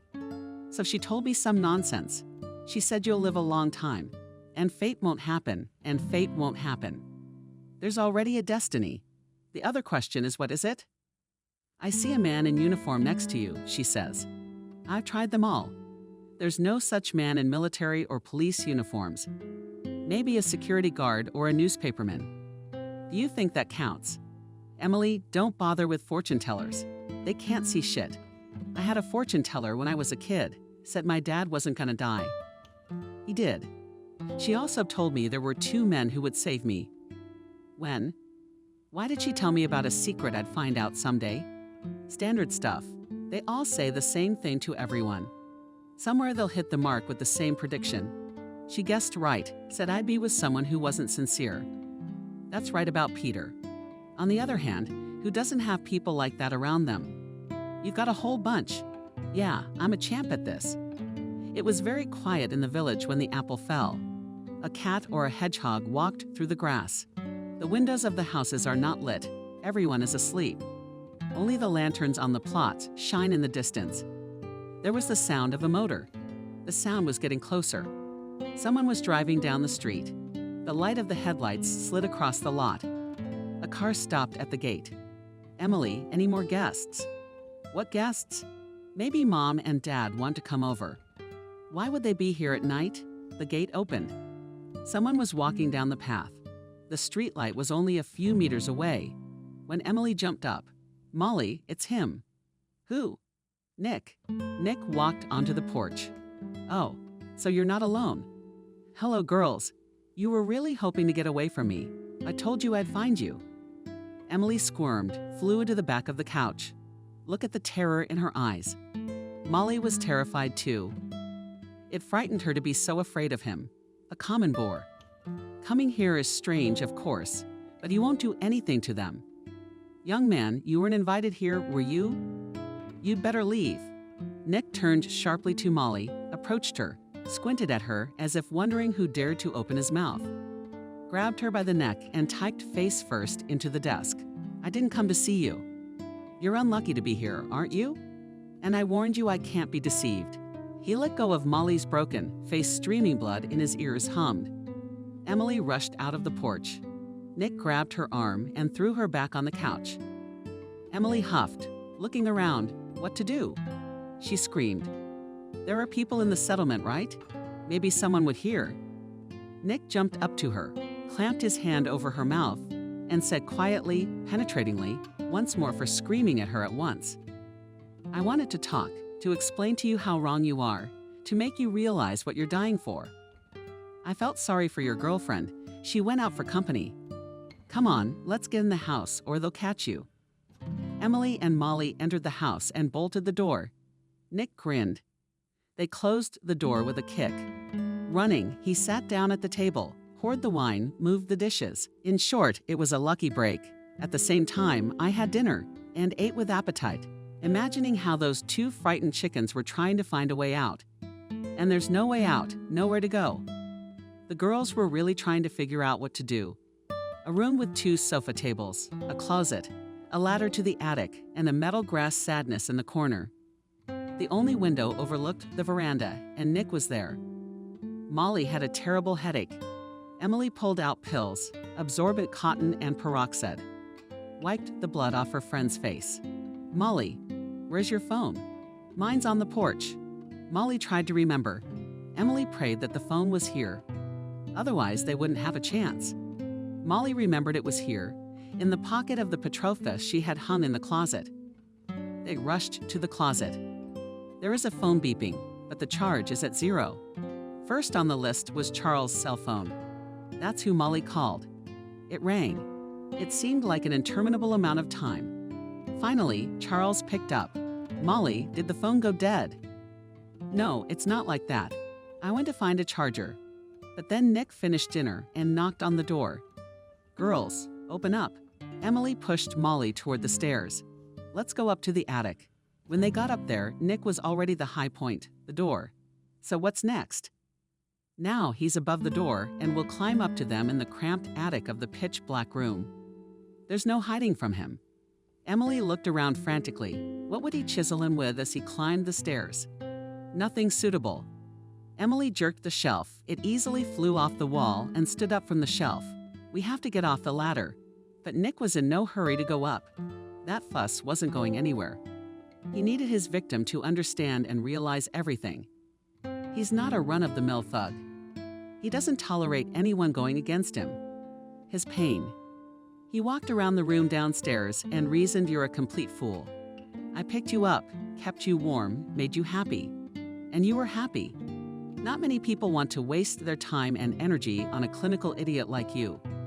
You can't seriously expect anyone to fall for your ethereal beauty. And I did my best to give you pleasure. You have to pay for pleasure. After all, it was already decided. All you had to do was sign it. I'm not mad because I didn't get the money. I'll find it somewhere else. How dare you not listen to me? That's what I don't forgive. Emily, I think he's crazy, Molly whispered. I didn't see that coming. All you girls, I'm coming to have fun, shouted Nick, who's not hiding. It wasn't my fault. He walked over to the table, picked a length of knife from the rack, and began to slowly walk up the stairs. He could feel those at the top fearing and savoring their power. When his head appeared above the top step, Emily brought the shelf down on it with all her might. Nick rolled down, unable to get up immediately, but he did not lose consciousness. Emily heard something fall in the room. Molly looked around, frantically shaking books out of the bookcase. What are you doing? We can't move the books. It's heavy on the stairs. It'll block a flight of stairs. While Nick came to his senses, they managed to drag it up and drop it in the closet. Now Nikolay had no access to the attic. They began to think what else could be done.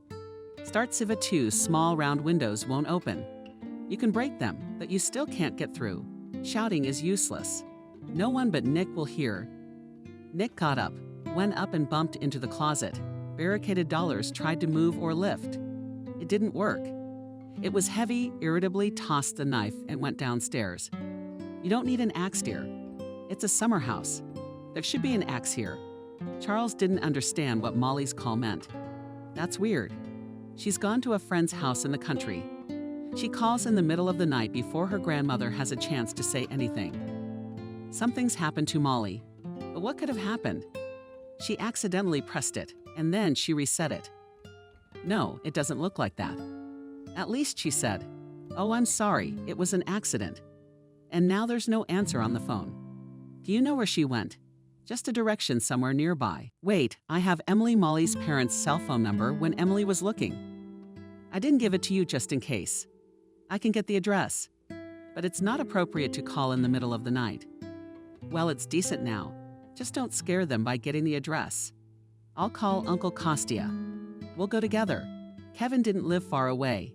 10 minutes later, he picked Chuck up at the front door. They drove quickly through the empty night streets out of town. The feeling of distress lingered. Kevin drove as fast as he could, so as not to be late.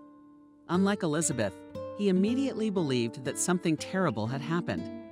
Molly was in danger. Nick was in no hurry. He methodically searched for the axe.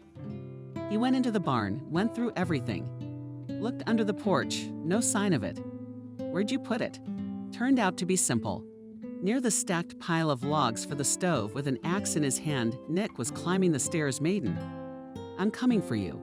Emily, come here. Sit on the closet so we can't move it. You hurry up, Molly. I'll go to him. He's coming for me. He doesn't want you. He'll let you go. Don't be stupid. You won't let anyone out of here. You better look for something else. You could hit him over the head. He's completely insane. If he kills us, he won't even go to the hospital. Nick downstairs was chopping down the closet with an axe. The gap was getting bigger, just a little bit more. And he'll end up in your attic. Hey, lumberjack, don't ruin our cabinets. At the bottom of the stairs stood Charles. Nick turned around and went for the mush with an axe in his hand.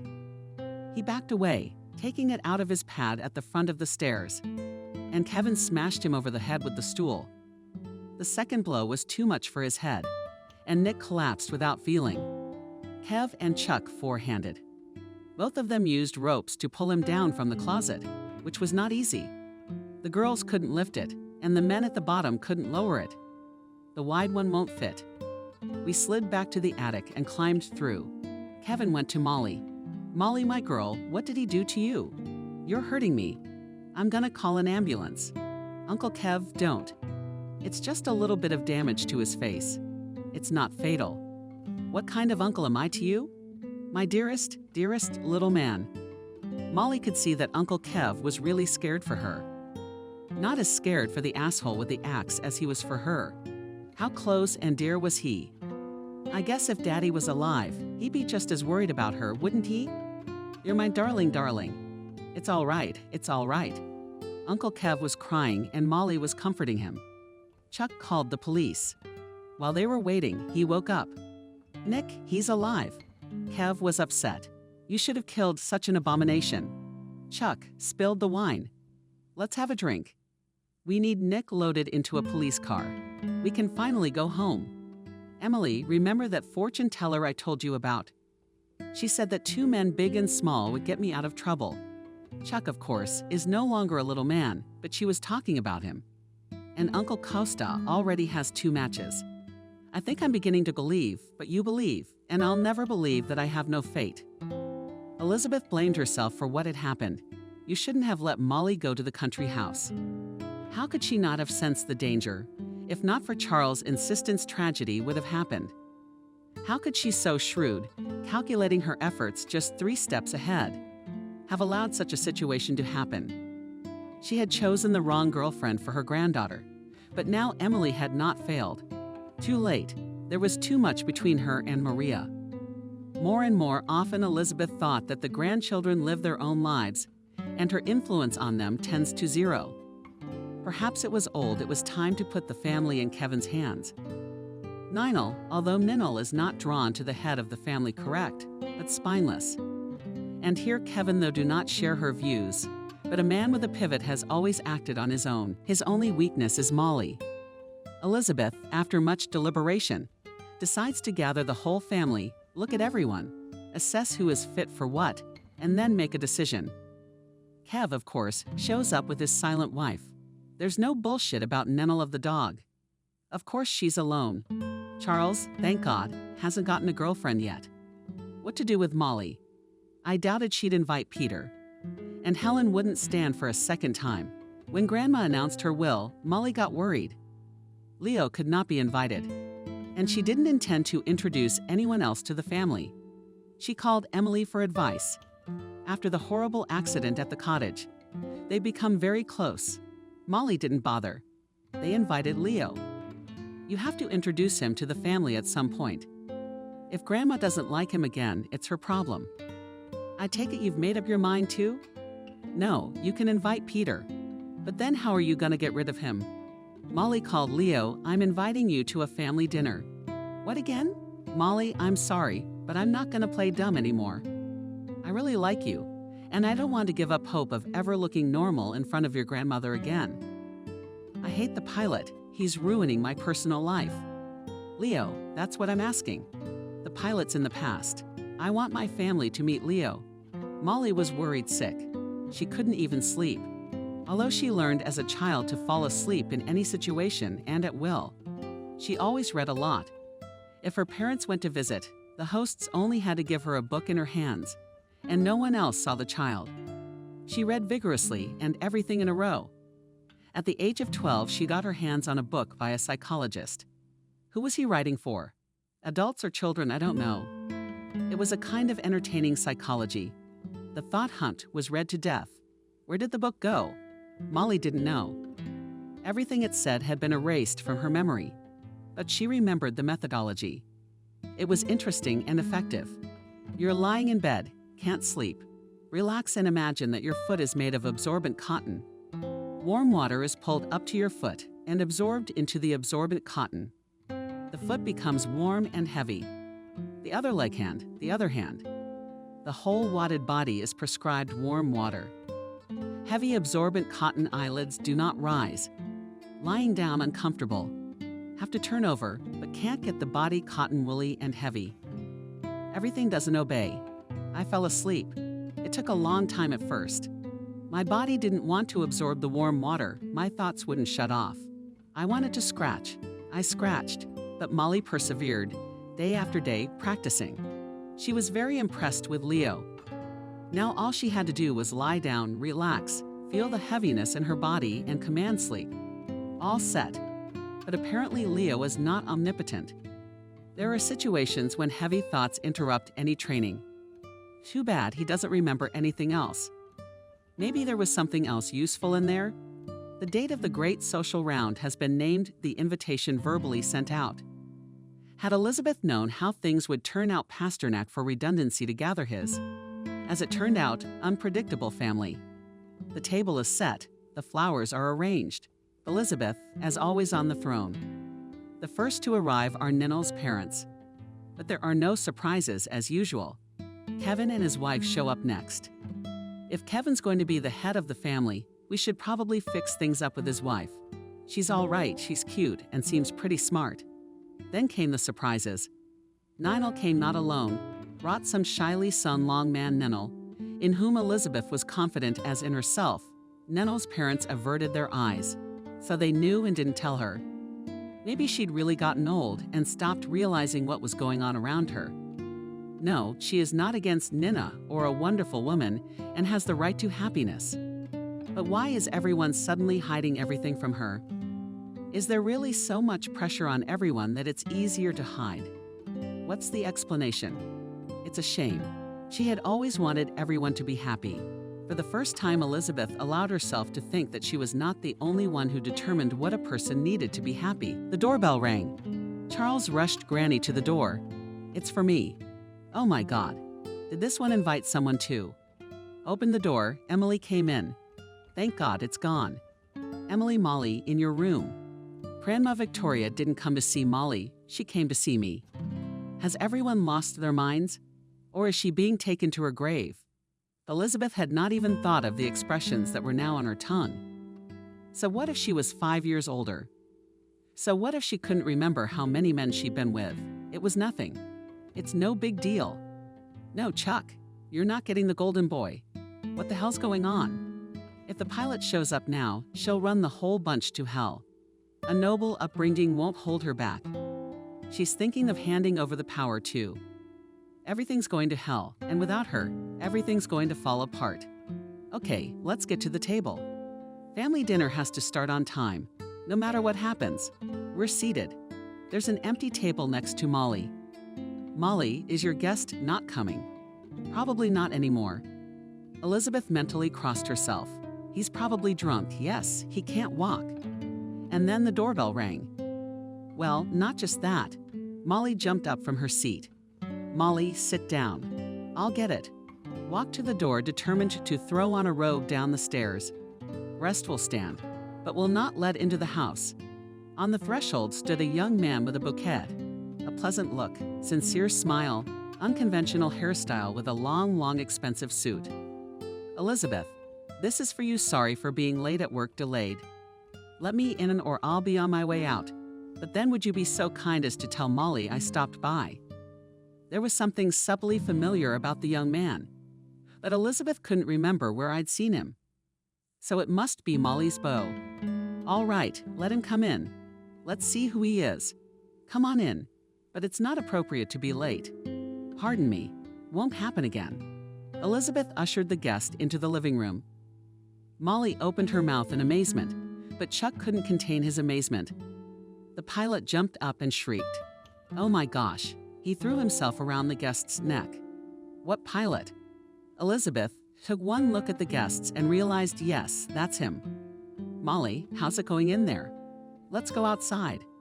Leo was apologizing, repenting, almost standing on his knees. Molly tried to explain why she did it. She was justifying herself as best she could. I'm sorry, I started it. Leo just played along, but he had nowhere else to go. No, it's your fault. No one made you pretend to be drunk and a plumber. They both shut up. I don't know if it was a circus then or now. Leo, can you explain to me who you are? I'm the technical director of the publishing house where Molly works. I understand not noble blood, not a boss, not a businessman, not your level. But he's a specialist with a name. Apartment, car, everything. And he's in love with your granddaughter. Okay, specialist, let's go to the table. The guests are fainting. Leo went into the living room, and Elizabeth held Molly. Molly shuddered. It was the first time her grandmother had called her that. Do you think I'm a monster who will devour anyone who opposes his will? What I want more than anything is for all of you to be happy. But what kind of happiness is that? Kevin's been marrying all his life. Nano brings some guy to marry a lid. Charles, I'm not talking at all. I guess I'm wrong. Happiness is different from happiness, according to you? Tell me, how is your Leo better than Peter? Grandma, I've learned so many unexpected things about Peter, I won't tell you, so you won't be disappointed in people. Let's take a look at Leo. Maybe he's worth it. Come on, let's go take a look. Although he was so convincing as a plumber that he's right in front of my eyes. The rest of the story's been pretty much the same. The queen in charge, the vassals agreeing. It turned out that Nellie brought a very intellectual swing mouse Elizabeth by the belt shut to the end of his wife. Elizabeth blessed Ninel quietly in the kitchen so they wouldn't gossip. The widow of a son, after all. Leo behaved impeccably. I'd like to say there's nothing to fault. If Elizabeth were to tell about their first meeting, or the second, they wouldn't believe her. To be honest, Elizabeth was in for a pleasant shock. She liked Leo. She just couldn't get over Helen yet. Charles and Emily didn't bother her too much. Another protest would calm down. Meet a cute girl, and she wouldn't remember who Emily was. Molly and Emily were standing on the balcony. Molly, why haven't I heard anything about Leo? Come on, girl, tell me where you got it. Why is Elizabeth reacting so strangely to him? He's a decent young man. Doesn't she like him again? Oh, I've done so many things. And Molly told the whole story. Damn, that's a shame, Helen. I didn't see it. Emily, what's your 46? Oh, come on. I don't have anything with your brother. I don't mess with kids. It's just a show for Grandma. You're setting a bad example for your brother. I'm the pilot today. Remember that fortune teller I told you about? It's weird, but it's coming true more and more. She said they're trying to control me, but they don't know what I want. That's right up my grandmother's alley. She genuinely wants me to be happy, so she tries to keep me out of trouble. She chooses where I go to school, where I work. Not because she wants to control everything and dictate who should live how. She's trying to keep me from making mistakes. But who and when has someone else's experience ever taught anything? The only thing that can teach you anything is the bumps you've made yourself. Yeah, Emily, you're already the jumping expert. Tell me about it. My friend's got a lot of stuff to put away. What else? The fortune teller said it hasn't come true yet. Well, there must be some secret to know, like you don't know the most important thing about yourself. How can you not know something about yourself? Of course, I'm not a perfect girl, with surprises grandmother did not earn, but what grew, that grew. I've been living with myself all my life. What I may not know about love the fortune teller didn't tell Emily. It's been so many years. I don't remember. It was like something you don't see right away, or you don't see right away. What love? I was 10 years old. Here, so much for love. You didn't see Leo right away. Well, tell me if you like it. I do. I do. But that doesn't mean anything. I don't know who else you haven't seen. Leo's not talking. Would you at least say something? What did you say? I don't know. Elizabeth saw the guests off, smiled, and said kind words. It's good that gathered all the secrets became less, and then live each their own life, and do not tell her. Even if she can't influence anything, at least she'll know about it. She's gotten old. It's time to pass on the power. Let someone to look after the young ones who jump out of themselves just to prove their independence. Kevin held on to it. We need to have a little talk. Molly came out with Leo and Emily. Charles jumped out next. I'll walk Emily out. Chuck, baby, go to Grandma. You asked me to help. I did. That's all we agreed on. You walk me home now, and then I'll have to walk you home. Molly intervened. Emily, my brother, a serious, smart man. Remember, he saved you and me. Why do you think he's a boy? He's younger than you, but he's perfectly capable of walking you home. Don't get all bitchy about your wife. You're not. Chuck, walk the girl home. She's got a history of getting into trouble. So friends, nobody's going anywhere, Leo. Here's the car. I already called the driver. He's gonna take us home now. Charles, you home and back. That's Molly's way. I'd ask you out for a ride with us, but I don't think you'd say yes. Can I ask you out on a date? Tomorrow, maybe? I don't think Grandma would mind. I'll call you. I thought I'd send carrier pigeons. The apartment was dark and quiet. Molly went out onto the balcony. Through the open window in the kitchen, the voices of Grandma and Uncle Kevin could be heard. Molly didn't want to eavesdrop. It just happened to be that way. They were talking loudly. They were both on edge. Molly was surprised. She'd never heard Uncle Kev raise his voice before, especially not at Mom. I shouldn't have listened to you. I should have told you a long time ago. Sooner or later, you have to pay for everything you've done in life. I've already got so many debts I won't be able to pay for the rest of my life. How long can you keep quiet? You'll be silent for the rest of your life. You chose this fate for her. Don't ruin the girl's life. She's already lost her father. Now she'll lose her mother in the fall. What will happen? Have you thought about it? No. Kevin, you don't dare make everyone miserable, knowing you're having a hard time, but you've lived with it for years. Keep living with it. It's not just your secret. So you don't think Molly has a right to know the truth. You're always deciding everything for everyone. Now you've decided it's best for her. How do you know what's best?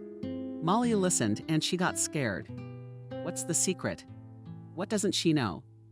The fortune teller is right again. You don't know the most important thing about yourself, and neither does the queen who keeps that secret. Grandma, what do we do now? Go right now and demand to be told, or pretend she hasn't heard. If they've been silent for so many years, it must be something very important. Or maybe it's scary. Maybe it was better not to know anything. Molly stood and listened, but realized that she couldn't go on living if she didn't find out what was being kept from her.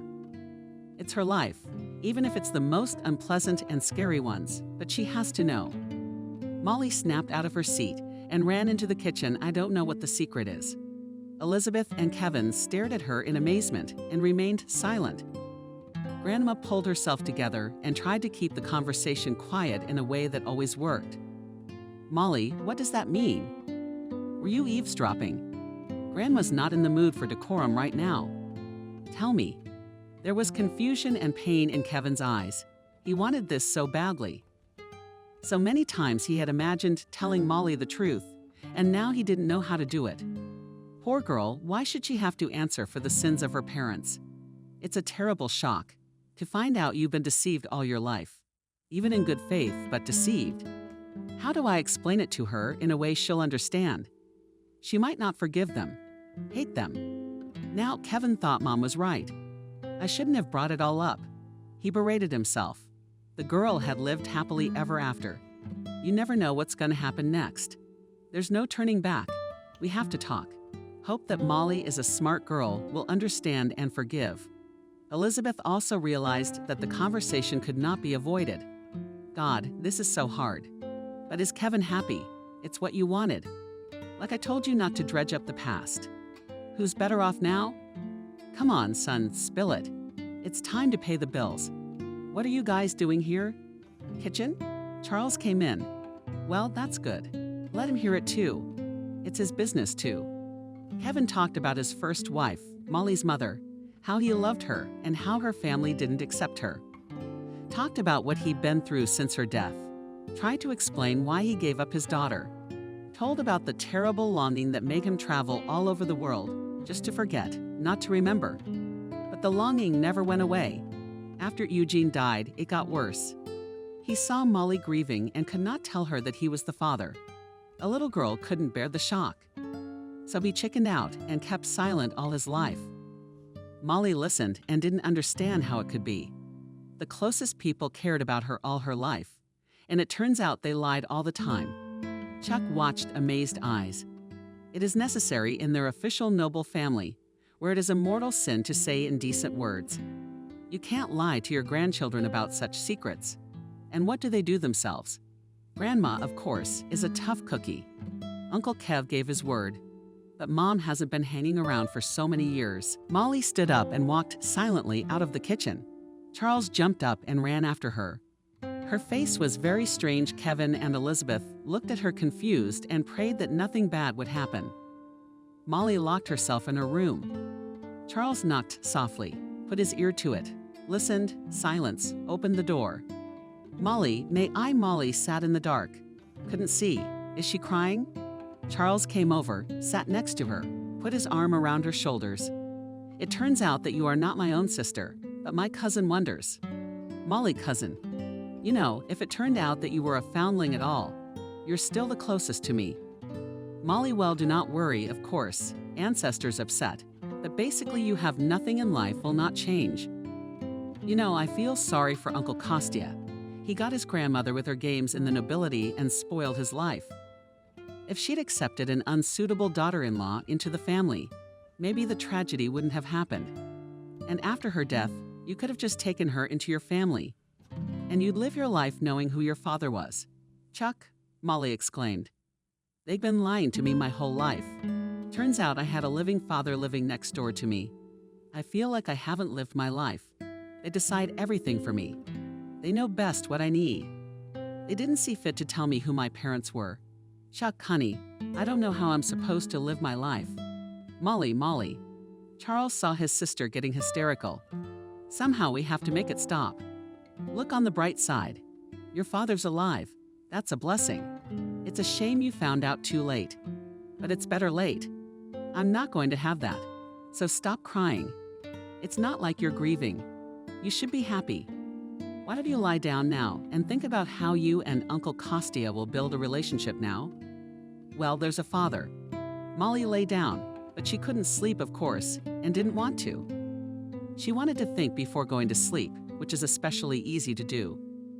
Molly liked to save the day's problems for later. I'll go to bed, then I'll think. It was nice to lie in a warm bed and think. The problems didn't seem so important anymore. Thoughts were racing. Molly caught herself thinking about nothing, not the things that seemed important. And now she could not concentrate and decide how to behave with her grandmother, and most importantly, with her newfound father.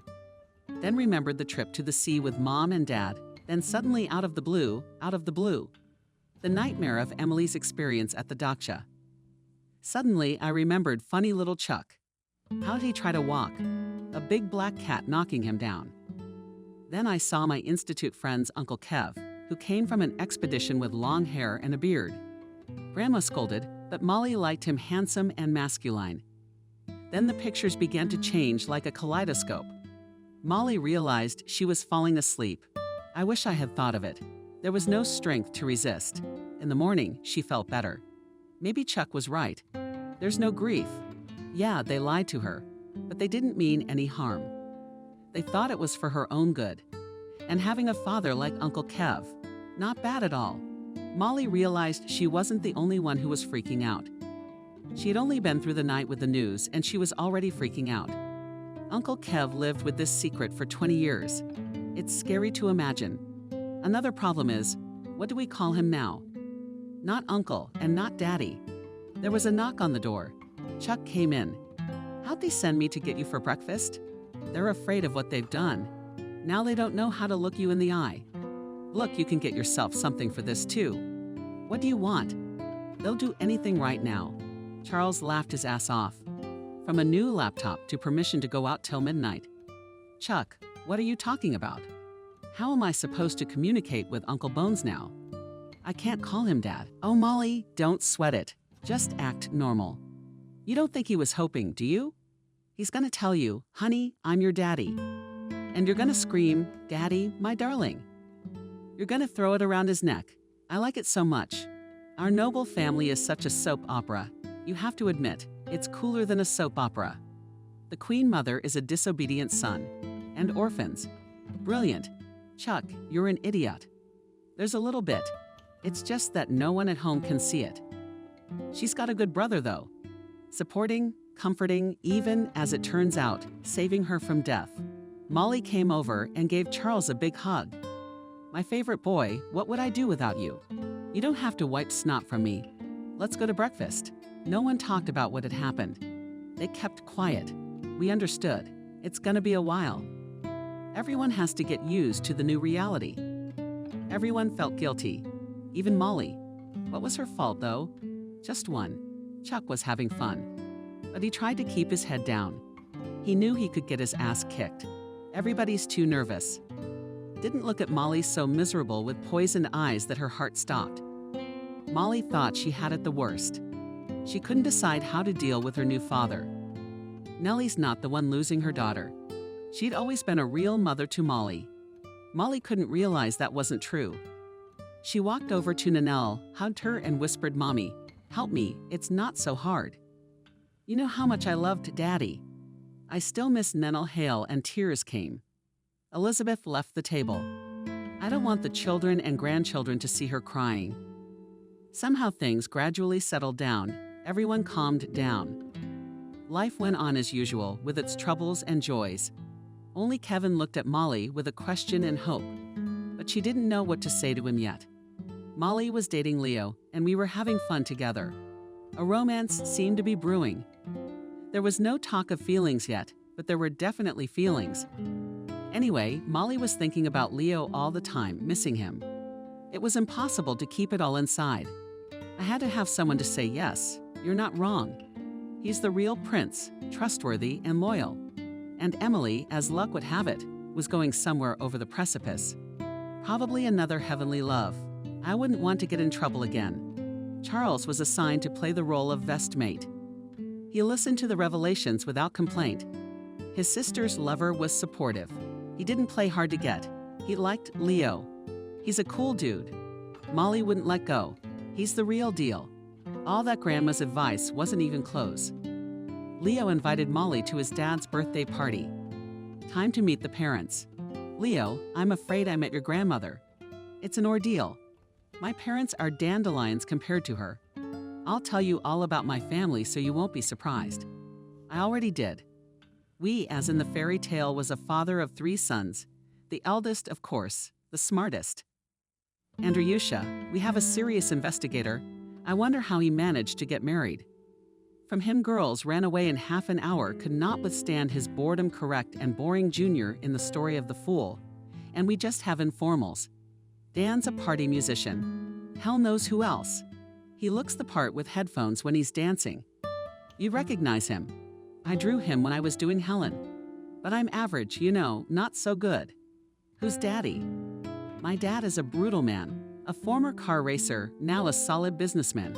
And my mom is a goddess, a goddess that a cool car racer worships all his life. Happy they're one love for life. That's what I want. Maybe you shouldn't bring me to your birthday party. Let's do it some other time. No, that's the day.